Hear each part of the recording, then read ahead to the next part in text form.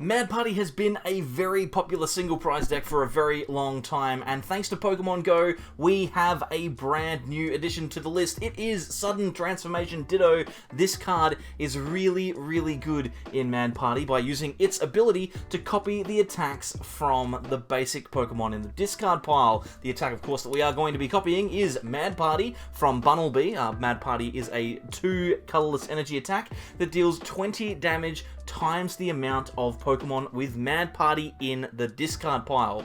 We have 4 Bunnelby, 4 Dedenne, and 4 copies of Polteageist that all have Mad Party, as well as 4 copies of Galarian Mr. Rime, which means that theoretically we can have 16 Pokemon in the discard pile that have Mad Party, and then attack for 320. God, I have to do maths, that was a disaster. We can do 320 damage with our Dittos in theory if we have all of those Mad Party Pokemon in the discard pile. That is relatively easy to do thanks to cards like Ultra Ball, but also the relatively new Trekking Shoes, which will draw a card off the top of our deck. We can choose to discard it or keep it into our hand, and if they are Mad Party Pokemon, we can easily discard them, and that will very easily draw us through our deck and give us access to that big Mad Party attack.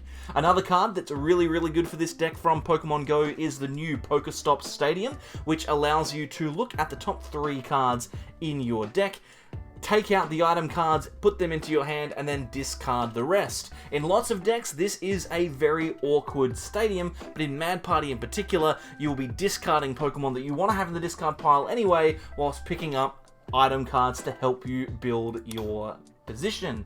Also worth noting, T-Break on Polteageist can also discard Mad Party Pokemon, so if we do have a Polteageist in play, we can easily discard 1 or 2 Pokemon, depending on how many we have access to, in order to give us as many Mad Parties in the discard pile as possible. And then, if we can't draw cards after that, we also have Bibarel, Industrious Incisors, very good draw ability to give you up to 5 cards in your hand.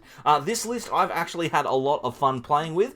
Definitely one for you to check out. The list is down in the description if you want to check it out. Whilst you're there, leave a like, do all that kind of good stuff as well. We're going to play this deck in 2 games. One will be on the ladder, but the first one will be up against my friend Jordan. So we want to show off decks that are semi-competitive in a semi-competitive environment. So let's jump into that game right now. Time to start us off here. We are playing against Jordan, and it looks like he is playing Mew VMAX. So this could be a very interesting matchup. Definitely not an ideal one for us, but assuming that we can get our board set up a little bit, we will be able to give ourselves a big chance to win this game. We've got a Sinistea in our hand, which obviously evolves into Polteageist. The good thing about this deck is we play 4 Polteageist, but only 2 Sinesteas, so we can only realistically ever get 2 Polteageist in play, and that will obviously be able to T-Break to discard a Mad Party Pokemon and draw 2 cards.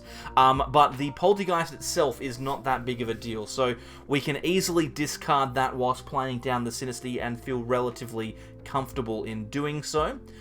Jordan's having a nice little setup here. He's got 2 Genesect, an Oricorio, and a Mew in the active with an energy.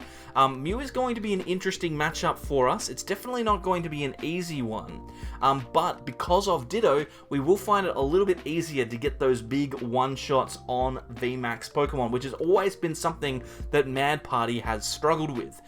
Definitely can find itself lacking damage at times, but I think that it's actually in a pretty solid spot in the metagame right now, where it could theoretically be relatively good. We're going to discard that Polteageist and grab ourselves a Bidoof. We'll play that down, play the Trekking Shoes, and draw a couple... Oh, the Trekking Shoes, I'll have that, please. Thank you. Trekking Shoes for Crobat, I don't want that. Another Sinistea, okay. Well, we might play both of these down just to try and avoid the glistening droplets being a problem, and then we can research our hand away. And this is not a bad little position to be in. We've got a Ditto, we've got a Bunnelby in the active, only 1 Mad Party, so I don't think it's worth attacking here. But we do have a board full of attackers. So we might pass the turn here, and hopefully Jordan knocks out the Bunnelby in the active. Now, he could theoretically knock out a Sinistea with Glistening Droplets, but I think he might want to just start putting the pressure on. And if we can get that Bunnelby in the discard pile, then we will be able to start attacking with Ditto, plus we'll be able to draw some cards with Bibarel as well. So I like it. If he does go for the Sinistea play, then we can use Boss and try and knock out the Oricorio this turn. If we draw into something like an Ultra Ball or a Polteageist, then we'll actually be in a really, really good spot. So hopefully we have a play either way. Just depends on what Jordan's preference is here. Definitely a prize going his way this turn though. You can see he's attaching to the benched Oricorio, preparing himself to be able to use Glistening Droplets multiple times, including off of a basic Pokemon. So I wouldn't be upset if he does that. We'll wait and see though the direction that he goes in. Cram Heads Flip off of the VIP Battle Pass, which obviously is now a dead card, not being turn 1 anymore. And a very consistent start for Mew VMAX. We'll see what we can put together here though. We've got cards, we've got things we can do. We've got the Twin Energy, we've got the Bibarel, we've got the Boss. We're not completely useless in this situation. I mean, it would be bad if we don't lose this Bunnelby, but you never know. You never know. Jordan might okay, he's going for the Cross Fusion Strike here. Is he going to elect to take the prize on the Sinistea or the Bunnelby? Glistening Droplets. Obviously, if we don't evolve one of these Sinesteas, which... Oh, he's going to go for the Bunnelby. Okay, no worries. So this is a little bit better for us. We can theoretically get a knockout on the Oricorio this turn, which I really like. We'll try and prevent that Glistening Droplets from being a play. Top decking Ultra Ball is incredible here. Okay, so... we can attach the Twin Energy to the Ditto, we can boss the Oricorio out, then we can Ultra Ball away the 2 Bunnelby and grab ourselves a copy of, where is it, Polteageist, which we can put in play. We'll evolve the one that's damaged. Obviously, it will still be targetable if Jordan does get the Glistening Droplets off, but you know what? It's not the end of the world if that does happen. We'll use the Rose Tower to draw into 3 cards, and these 3 cards are looking pretty solid. We might T-break away this Polteageist, just draw a few more cards. PokéStop's not a bad card to have seen here. Maybe we can Quick Ball as well. We might just... oh, this is an interesting spot to be in. We've got 1, 2, 3, 4, 5. So we're getting the knockout on Oricorio here regardless. It would take 1 more. So if our opponent hadn't knocked out the Bunnelby in the active, it would have taken 1 more card for us to have taken the knockout. But that's okay. We'll Industrious Incisors here for 5 and see what we get. Ultra Ball and a Dedenne. So we would have received a knockout anyway. And I think what we probably do in this position, it's likely going to be Ultra Ball, get rid of the Dedenne and the Manaphy. I think it's fine to get like another Polteageist here. I don't know if that's necessarily super greedy or not. I think it's fine. We can throw that down. We've got the Choice Belt, which we could put on a Pokemon as well. Maybe we just... oh, we just attack with Mad Party here. I think let's go for the PokéStop. Seems fine. Let's just go for it now. We'll Mad Party, take the knockout, deal 100 damage, which is nice, and then we've got ourselves our setup. So looking like a pretty solid board state here for us. We've got triple Ditto plus Polteageist, and we've got at least another one of those. Then we've got Level Ball in hand, which we can use to find another Mad Party Pokemon. Choice Belt and Double Turbo are really, really good. I think we're in a good spot. We won't be able to knock out a Mew VMAX in 1 hit, though. I would love to be able to boss out a Genesect this turn. That would be fantastic. We don't necessarily want to have to go through the Meloetta, because then we'll have to attack 3 more times. But we will wait and see. It looks like a switch back into the Mew. Okay, so maybe just thinning some cards out to try and draw a few more. We'll wait and see what the choice is here.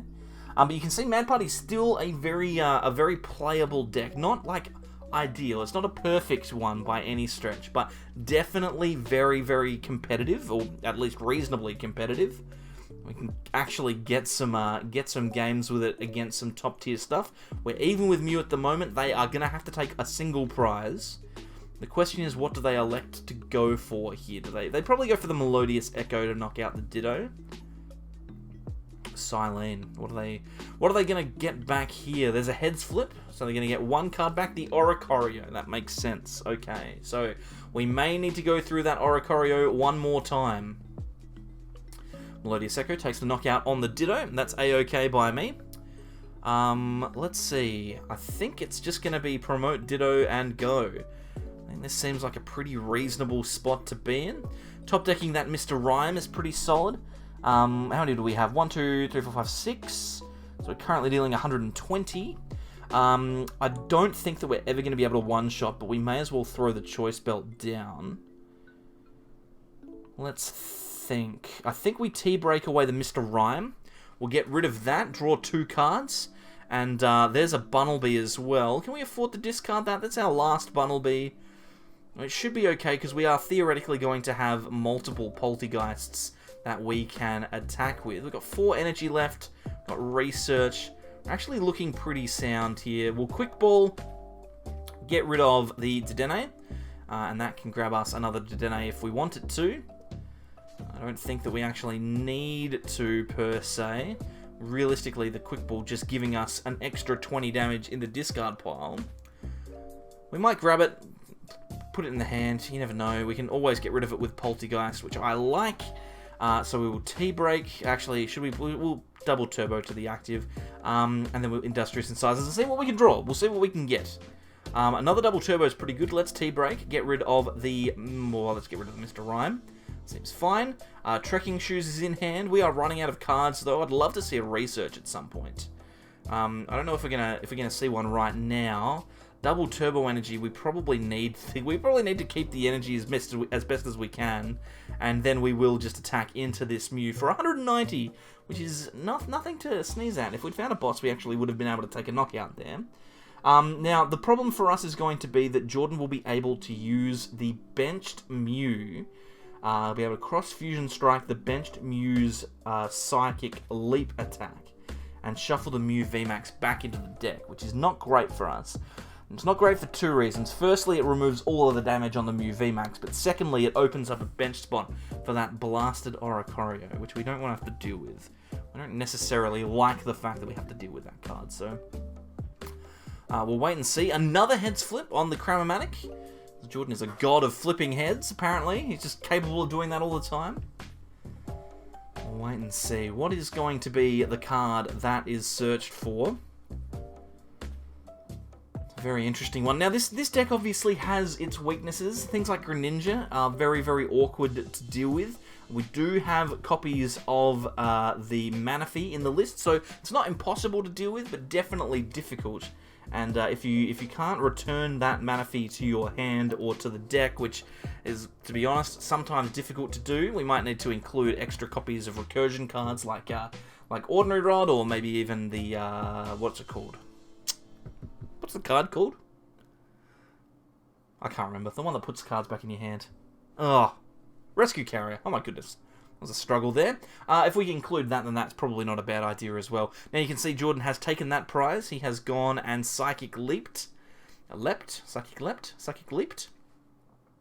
We're going to throw the Polteageist into the active. We need to discard these Polteageists, preferably. So we will attack with them now. Let's T-break. Discard a Mr. Rime from hand. There's that Professor's Research we were looking for now. Not useful. If we play Professor's Research, we will lose the game. So we won't be doing that. We just need to continue to discard our Mad Party Pokemon at some point. But for now, we can just Mad Party, and Boss's Orders is a very handy card for us to draw into. I like that. I'd imagine that Jordan will probably play down an Oricorio here. That will be able to take a knockout on the Polteageist if he wants it to. But to be honest, the damage reduction is the thing that I'm most concerned about. So they'll take a knockout here. I'm just trying to figure out, is there a way? There's another heads flip on Cramomatic. What is going on? That's like the 4th one. He's played 3 Cramomatics this game and flipped heads on every single one. Is that correct? Is that correct? Is that what's happened? Oh my goodness, I don't know. That's obtuse. A couple of escape ropes going into the bin here, and obviously not required. Looking for the Mew VMAX. Alright, so I think Oricorio coming down. Okay, so I think the play is likely going to be either we need to take a one-hit knockout on Mew VMAX, which is possible.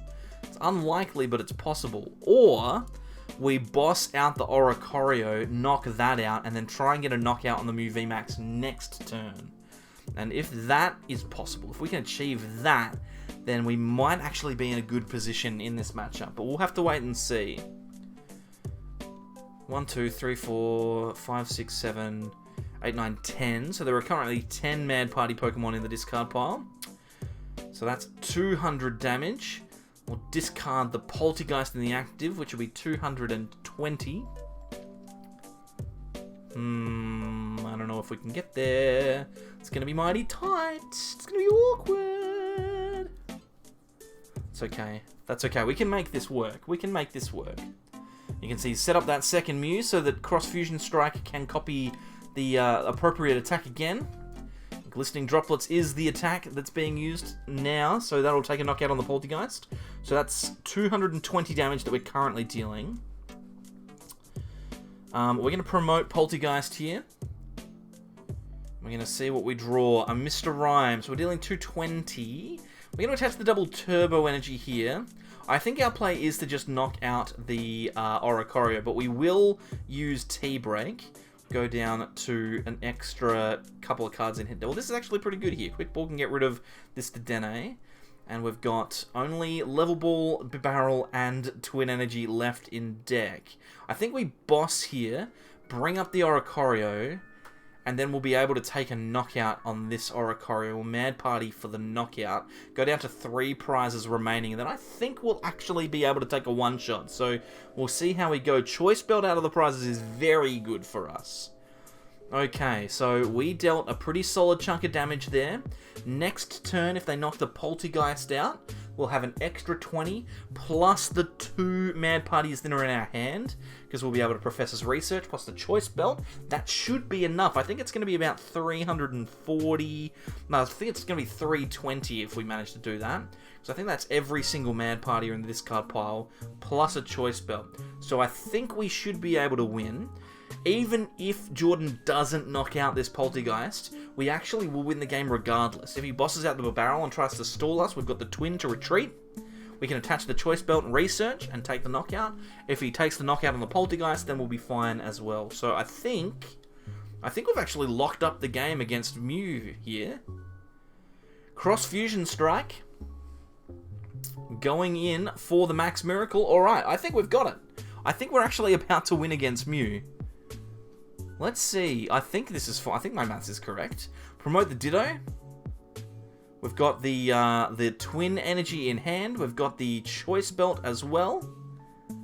And then we can play Professor's Research. Discard our entire hand. Draw 2. No cards left in deck. Doesn't matter. Mad Party here deals 350 damage. Thank you very much. Look at that. We cannot complain about that victory. That was a pretty solid one. Second game out on the ladder, and this is definitely a lot less ideal. We've got a PokéStop which we can play down, so let's just play that. That was not great. We just lost a Ditto and an Energy. Whoops, shouldn't have done that. That was dumb of me. Let's grab a Bidoof. We can throw that down. We can also play these Trekking Shoes. Mr. Rime, hey, you can go in the discard pile. I don't care about you. Bibarel off of the top deck. I like that. Twin Energy probably needs to go onto the active Dedenne, to be honest. Let's get ourselves a Sinistea with this Ultra Ball. And then we'll attach to the Sinistea and draw into more energy next turn. That's what we're going to do. Our opponent's playing Arceus, so they're not going to take another knockout. So we don't really want to attach to Dedenne if we don't have to. They're not going to take a knockout. They're going to go for Trinity Charge, likely. And our last card in hand is Bibarel. So we're sitting on a pretty solid hand here. I think we are in a fine spot, as long as all of the pieces come together. Marnie is not one of the pieces that I was considering. That's disappointing. At least we have the Sinistea, so we can theoretically draw with Polteageist, should we be given one.